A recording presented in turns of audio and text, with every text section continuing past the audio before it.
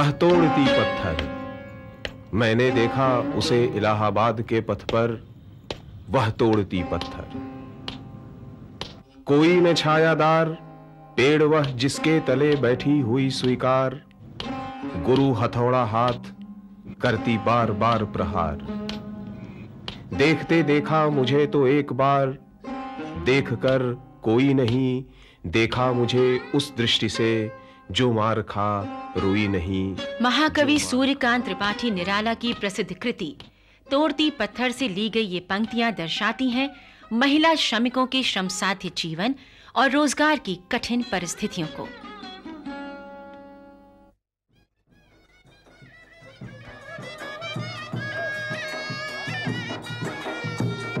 श्रमिकों के रोजगार की दृष्टि से वैसे तो संगठित और असंगठित दोनों ही क्षेत्र महत्वपूर्ण हैं, लेकिन असंगठित क्षेत्र अपने पैमाने में बहुत बड़ा है। NSSO के अनुसार 1993-94 में कुल 37 करोड़ 40 लाख रोजगार प्राप्त व्यक्ति थे देश में, जिसमें 34 करोड़ 7 लाख असंगठित क्षेत्र में कार्य कर रहे थे। देश की आय का 64% इस क्षेत्र से आता है और बचत का 50%। निर्यात में भी इस क्षेत्र का योगदान 40% के बराबर है। धीरे धीरे इस क्षेत्र में काम करने वालों की संख्या लगातार बढ़ रही है। सन 1979 में जहां ये संख्या कुल कार्यशील जनसंख्या का 88% थी, वहीं सन 1993-94 में ये 91.1% से भी ऊपर पहुंच गई। समान है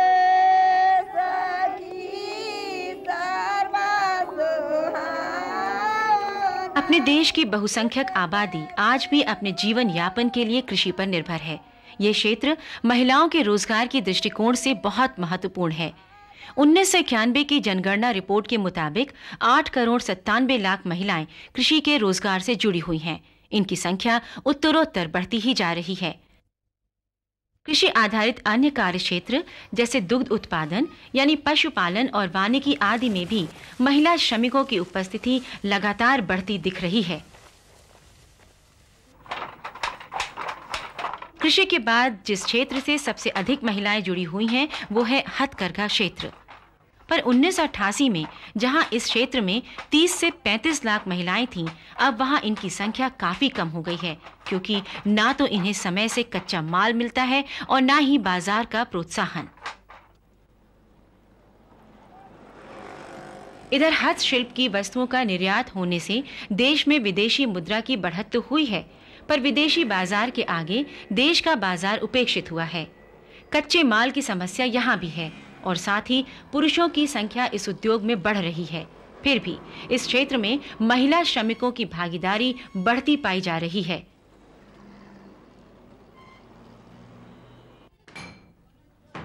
भवन, सड़क, पुल इत्यादि के निर्माण कार्य से जुड़ी महिलाएं ज्यादातर प्रवासी होने की वजह से स्थानीय मजदूरों से कम मजदूरी पाती हैं। दूसरे, महिला होने के कारण इन्हें पुरुषों के मुकाबले कम पैसे मिलते हैं। सेवा का क्षेत्र ही एकमात्र ऐसा क्षेत्र है जहां महिला श्रमिकों की संख्या बढ़ी है। कपड़े धोने और इस्त्री करने के अलावा ये घरों में नौकरानियों के रूप में भी काम करती हुई पाई जाती हैं।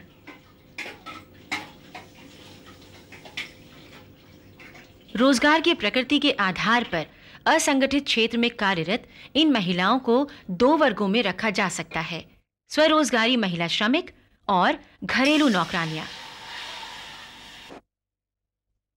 पुनः स्वरोजगारी महिलाओं के भी 2 उपवर्ग हैं। एक तो वे महिलाएं जो अपने घरों में बैठकर बाजार के लिए माल तैयार करती हैं, और दूसरी वे महिलाएं जो घर से बाहर स्वरोजगार करती हैं।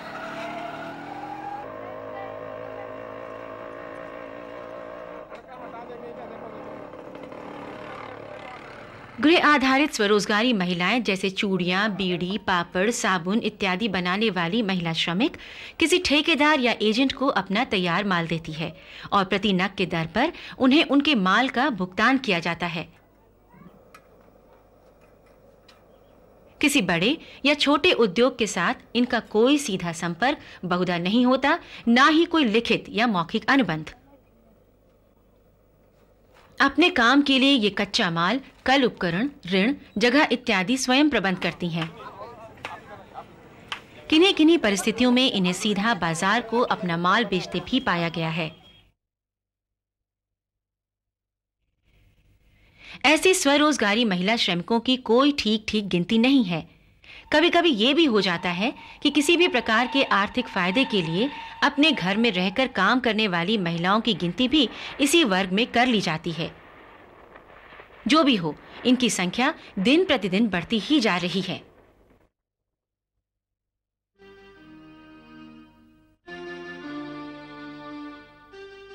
पर व्यापारी या उद्योगपति ठेके पर अपना काम करवाते हैं, इसलिए इन महिलाओं को काफी नुकसान उठाना पड़ता है। इनसे कम पैसे पे काम कराया जाता है। ये अलग थलग रहकर काम करती हैं और बहुधा दूसरी स्वरोजगारी महिलाओं के प्रति स्पर्धा की भावना रखती हैं। इन्हें किसी भी प्रकार का कानूनी संरक्षण प्राप्त नहीं होता और चूंकि इन्हें ना तो पूरी उत्पादन प्रक्रिया का पता होता है, ना ही बाजार में अपनी श्रम की अंततः मांग और कीमत का अंदाज ही, इसलिए इन्हें अपने साथ हो रहे शोषण के स्तर का एहसास भी नहीं हो पाता।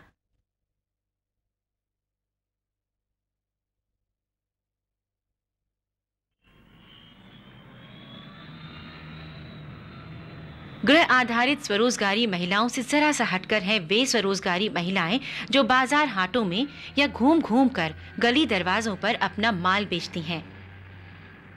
साग सब्जी, फल फूल, अंडा मछली बेचने से लेकर सामान अदल बदल करने का कोई भी काम ये महिलाएं करती हैं। कपड़े धोने, इस्त्री करने और घर घर माल पहुंचाने का काम भी इसी वर्ग की महिलाओं का माना जाता है।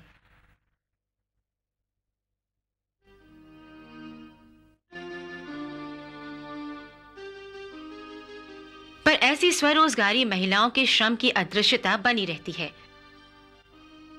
रोजगार की सुरक्षा का अभाव, सामाजिक सुरक्षा का अभाव, बुनियादी ढांचे संबंधी सहायता का अभाव, संगठन का अभाव जैसी समस्याएं भी इन्हें झेलनी पड़ती हैं। फिर संगठित क्षेत्र की बनस्पत असंगठित क्षेत्र में चूंकि श्रमिक आसानी से आ जाते हैं, इसलिए प्रतियोगिता बढ़ जाती है, जिससे इनकी आय में कमी हो जाती है। कौशल में कम स्तर की आवश्यकता होने से भी इस क्षेत्र में स्वरोजगारी महिलाओं की संख्या बढ़ती जा रही है, जबकि श्रम कानून एक तो अपर्याप्त हैं, दूसरे जो कानून हैं उनका भी क्रियान्वयन ठीक से नहीं होता।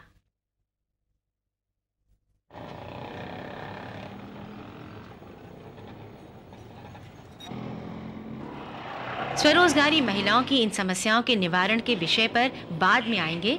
अभी घरेलू नौकरानियों की समस्याओं पर एक नजर डालते हैं।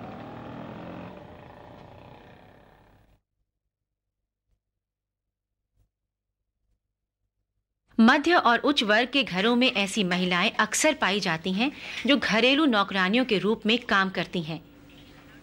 ये झाड़ू पोछा करने, बर्तन साफ करने, खाना बनाने, कपड़े साफ करने जैसे काम करती हैं। कुछ 24 घंटे घरों में रह के काम करती हैं, कुछ सुबह से शाम तक काम करती हैं और कुछ सुबह शाम आकर काम कर जाती हैं। ये अधिकतर जिन घरों में काम करती हैं उसके आसपास के इलाकों में ही रहती हैं। बड़े शहरों में घरेलू नौकरानियों का काम करने वाली महिलाएं अधिकतर प्रवासी होती हैं।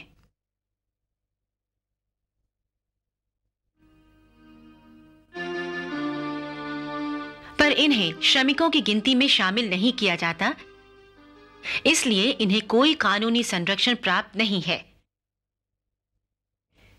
इनकी पगार की कोई निश्चित दर नहीं होती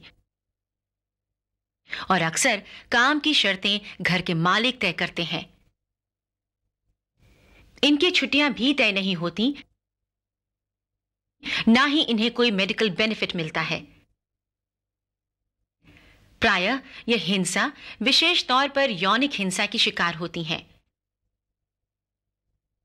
जो 24 घंटे घरों में काम करती हैं, उनके कोई सगे संबंधी नहीं होते उनके आसपास।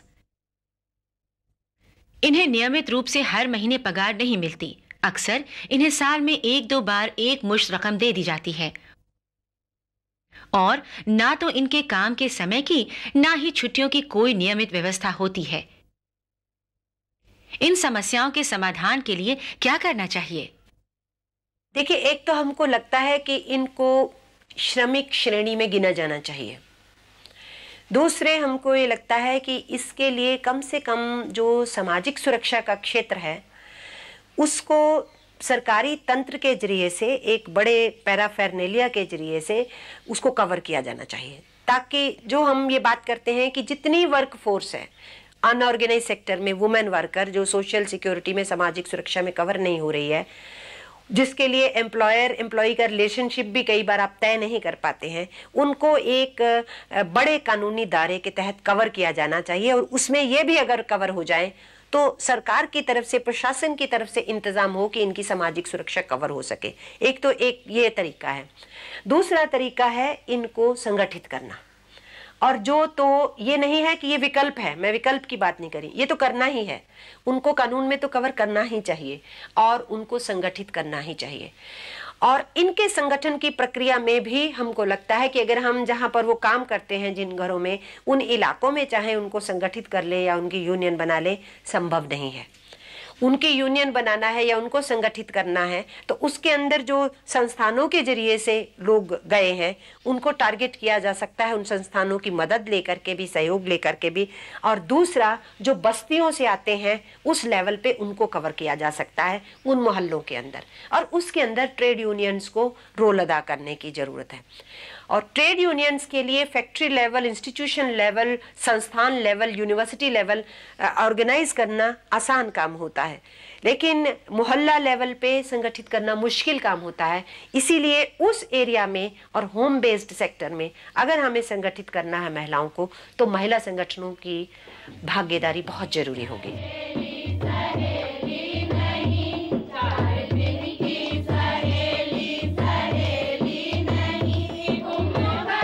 नौकरानियों की समस्याओं की ओर ध्यान देने का काम स्वयंसेवी समूह बनाकर भी किया जा रहा है।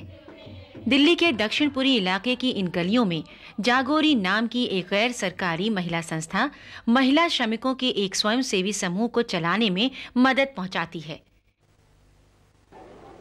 इन्हीं तंग गलियों में से एक गली के एक मकान की ऊपरी मंजिल के एक कमरे में इस इलाके की घरेलू नौकरानियां इकट्ठा होती हैं हर सप्ताह और अपनी आवाज बुलंद करती हैं।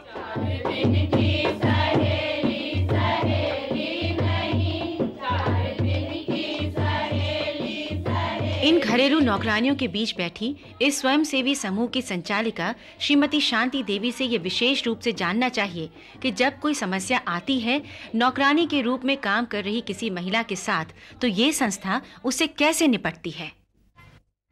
समस्या आती है, हम हर मंगल का मीटिंग होता है, हर मंगल का शाम का मीटिंग होता है, क्योंकि औरतें कोठियों में काम करती है, कोई फैक्ट्री में काम मजदूरी करती है, वो सभी आ जाती है, सबको मालूम होता है मंगलवार को। जब बीच में अगर आते हैं मंगलवार से तो हम बोल देते मंगलवार को आइए। फिर वो औरत अपनी समस्या रखती है, फिर सारी औरतें में बात रखी जाती है क्या करना चाहिए, इस केस में किस तरह से हल करना चाहिए। तो फिर अपनी अपनी राय औरतें देती है, फिर उस राय के साथ जिम्मेदारियां औरतें लेती है, अपने काम की रोजगार के साथ समय निकालती है और उसकी जिम्मेदारियां लेती है कि हम जाएंगे, हम उस टाइम जाएंगे, मेरी आधा दिन के बाद छुट्टी रहती है, मेरा सुबह जा सकती हूँ, मैं एक दिन का फलाने दिन छुट्टी। फिर ऐसे कर 3-3, 4-4 लोग मिलके उसका करते हैं। भाई 3 केस आ गए तो 2 औरतें उसके साथ चली जाएगी, 4 उनके साथ वहाँ चली जाएगी। इस तरह का ये हमारा तरीका काम करने का। और जब थाना पुलिस का होता है या कोठी की मैडम के साथ ज़्यादा हंगामा करना है तो फिर पूरा समूह जाता है। वकील की मदद हो तो हम और संस्थाओं से मदद लेते हैं। जैसे हमारे यहाँ तो वकील नहीं है, जागोरी से शक्तिशाली, लॉयर कलेक्टिव, इन संस्थाओं से हम मदद लेते हैं। वो लोग कोर्ट तक केस ले जाते हैं, ये इस तरह का हम उनसे मदद लेते हैं। और ये समूह के साथ ट्रेनिंगें होती हैं लगातार, 2-2 दिन की ट्रेनिंग है। नारीवाद पितृसत्ता ये जागोरी की तरफ से होती है, इसमें और कानून की जानकारी ये वकील आके करते हैं। और नारीवाद और पितृसत्ता और जेंडर, इस पे हम जागरूक के लोग करते हैं, इसे एक सोच पैदा हो। घरेलू नौकरानियों की समस्याओं से एक बार फिर लौटते हैं स्वरोजगारी महिलाओं की समस्याओं पर और ये जानने की कोशिश करते हैं कि इन समस्याओं के निवारण के लिए जो विभिन्न प्रकार के संगठन होते हैं, जैसे ट्रेड यूनियन, सहकारिता संगठन, गैर सरकारी संस्थाएं और शोध संस्थाएं, वे क्या विचार रखते हैं समस्या निवारण के प्रति। हमारी संस्था ये विश्वास करती है कि असंगठित क्षेत्र में काम करने के लिए कई स्तर पर काम करना होता है। एक स्तर ये है कि जहाँ पर जो कंसर्न्ड इंस्टीट्यूशन हैं जो कि असंगठित मजदूरों के साथ काम कर रहे हैं और ये सवाल उठा रहे हैं, उनके साथ जुड़कर एक बड़ा प्लेटफॉर्म बनाएं ताकि वो उनकी जो असंगठित मजदूर हैं उनकी आवाज़ वहाँ पर रखी जा सके, वो उसमें भाग ले सके, अपनी बात रख सके और उसके बाद एक प्रेशर ग्रुप की तरह जो पॉलिसी और प्लानिंग प्रोसेस है उसमें भी इंटरवीन कर सके। सो एक स्तर पर नेटवर्किंग बहुत ज़रूरी है एनजीओज़ को या सिविल सोसाइटी ऑर्गेनाइजेशंस के लिए। दूसरे स्तर पर जैसे मैंने कहा, कुछ संस्थाएं सीधे असंगठित मजदूरों के साथ काम करती हैं और हालांकि CWDS एक प्राइमरीली एक शोध संस्था है, लेकिन हम लोग रिसर्च के साथ ही साथ एक छोटे से इलाके में बांकुरा डिस्ट्रिक्ट में बंगाल में काम कर रहे हैं और अभी हमने पिछले 4-5 सालों में मेदिनीपुर डिस्ट्रिक्ट में भी 4-5 महिला संगठनों के साथ काम शुरू किया है और वहाँ पर ख़ास तौर से हम लोगों ने महिलाओं को संगठित करने के लिए उनको एक स्टेबल लाइवलीहुड मिल सके या उनको जीविकापार्जन के लिए नए अवसर मिल सके, हमारा इस दिशा में एक जो हमने एफर्ट किया है। महिला श्रमिकों की समस्याओं के निवारण के प्रति एक शोध संस्था के विचार जानने के बाद ये जानने की कोशिश करते हैं कि गुजरात स्थित सेवा नाम की जो संस्था है स्वरोजगारी महिलाओं के साथ काम करती हुई उसकी रणनीति और कार्यक्रम क्या हैं। सरकार ये कहती है, लोग ये कहते हैं, पेपर में अगर आप पढ़ते हैं तो ये पढ़ा जाता है कि हमारे अर्थतंत्र में, हमारी इकोनॉमी में निजी क्षेत्र है, प्राइवेट सेक्टर है, पब्लिक सेक्टर है, लेकिन हमने ये देखा है कि बहुत बड़ा एक लोगों का सेक्टर है, पीपल सेक्टर है। और वो लोगों का जो सेक्टर है, ये जो आर्थिक एक क्षेत्र है, उसमें ये छोटे छोटे संगठन है, आर्थिक संगठन है, जो जिसमें ये महिलाएं मजदूर भी हैं, मतलब श्रमिक भी हैं, मैनेजर भी हैं और मालिक भी हैं।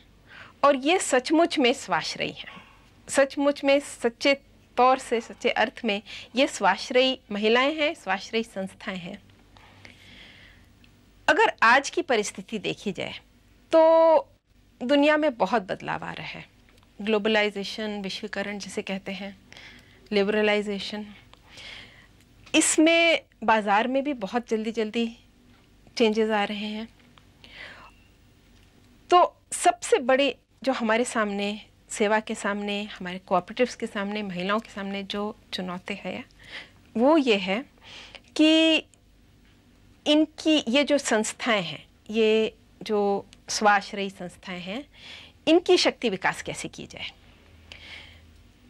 हम ये मानते हैं कि सेवा का जो अभी काम है वो ये है कि शक्ति विकास और आवाज़, इनकी आवाज़ निर्णय स्थल पे पहुंचाना और इनकी जो संस्थाएं हैं, इनकी जो संस्था में जो मैनेजर्स हैं उनकी शक्ति विकास, संस्था में जो श्रमिक हैं उनकी शक्ति विकास, और जो भविष्य का जो दिशा है वो ये है कि ये महिलाएं की इतनी शक्ति हो जाएगी, इतनी कुशलता हो जाएगी, इतनी मैनेजरियल एक कुशलता आ जाएगी कि वो एटलीस्ट 50% अर्थतंत्र अपने हाथ में ले लेंगे। और ये हमारा एक सपना भी है और एक दिशा भी है। स्वरोजगारी महिलाओं के लिए सेवा जैसी और भी कई संस्थाएं हैं पूरे देश में जो महिला श्रमिकों के लिए काम कर रही हैं, जैसे बिहार में अदिति।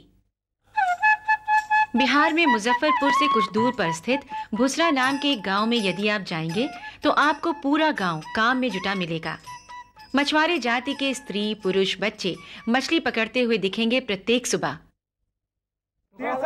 दोपहर में इन मछलियों की नीलामी होती दिखेगी।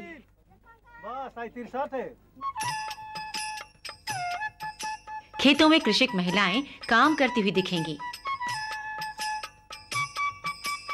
खेतों में काम करने वाली और मछली पकड़ने वाली महिलाओं की तरह ही मध्य वर्ग की कुछ महिलाएं एक जगह जुटी हुई सुई धागे से सुजनी तैयार करती हुई दिखेंगी।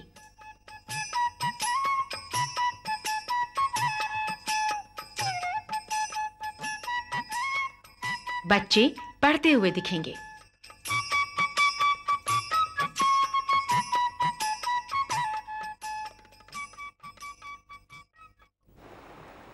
पर ऐसा नहीं है कि यहाँ शुरू से ऐसा होता रहा है।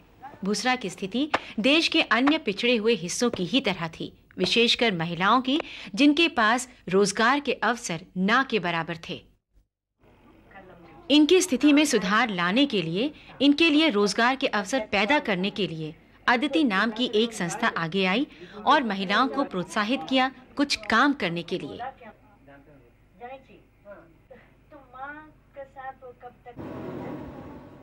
सबसे पहले यहाँ की महिलाएं पारंपरिक रूप से सुई धागे का जो काम करती थीं, यानी सुजनी बनाने का, उसे लेकर वे सामने आईं और सुजनी बनाकर क्रमशः बेचा जाने लगा। पिछले 10 वर्षों के अंदर एक तरफ 500 से 600 महिलाएं इस काम से 1000 से 1500 रुपए तक प्रति माह कमाने लगी हैं। दूसरी तरफ ये सुजनी अब देश विदेश में बिकने लगी है।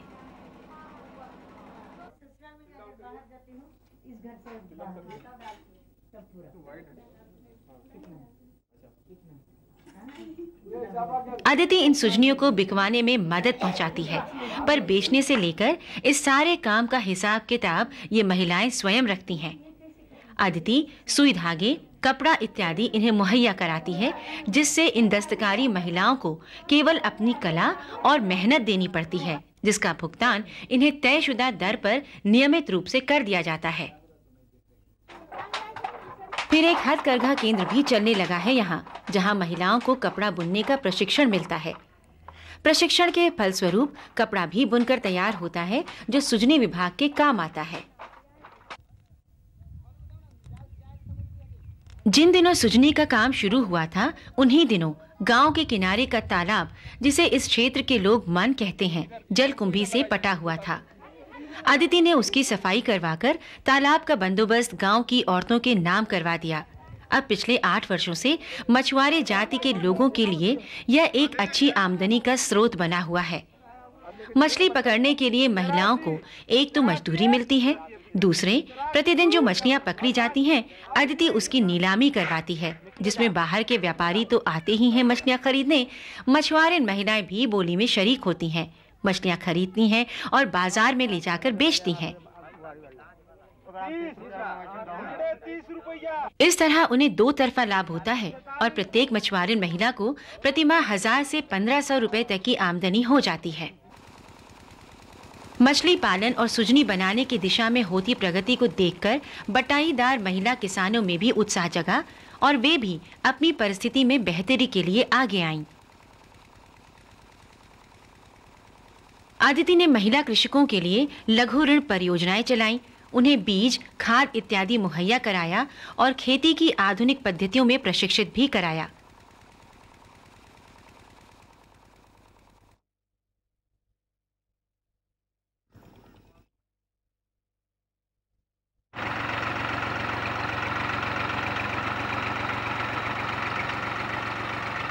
फलस्वरूप पहले जहां 3 महीने से अधिक का अनाज नहीं मिल पाता था किसानों को, वहीं अब उन्हें साल भर खाने के लिए अनाज तो मिलता ही है। अधिक अनाज हुआ तो कुछ बेचकर आर्थिक लाभ भी हो जाता है उन्हें।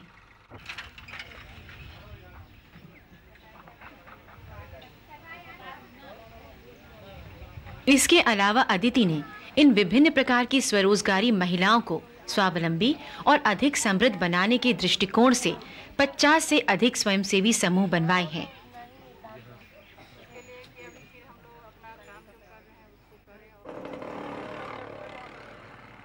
इन समूहों का काम मुजफ्फरपुर शहर तक फैला हुआ है।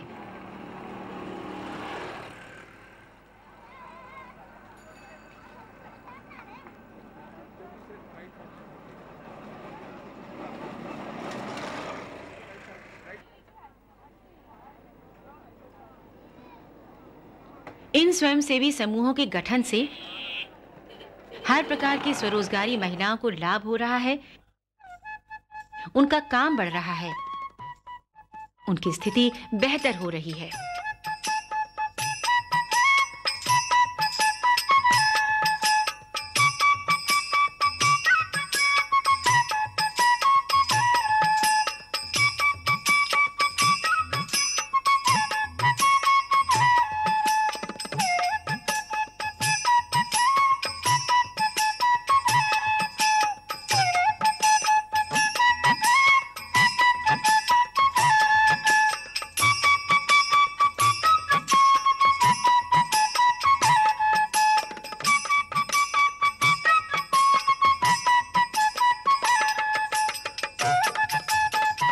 असंगठित क्षेत्र में कार्यरत महिला श्रमिकों की स्थिति चिंताजनक है, पर सेवा और अदिति जैसी संस्थाओं ने यह सिद्ध कर दिखाया है कि ये महिलाएं संगठित होकर अपनी दशा सुधार सकती हैं।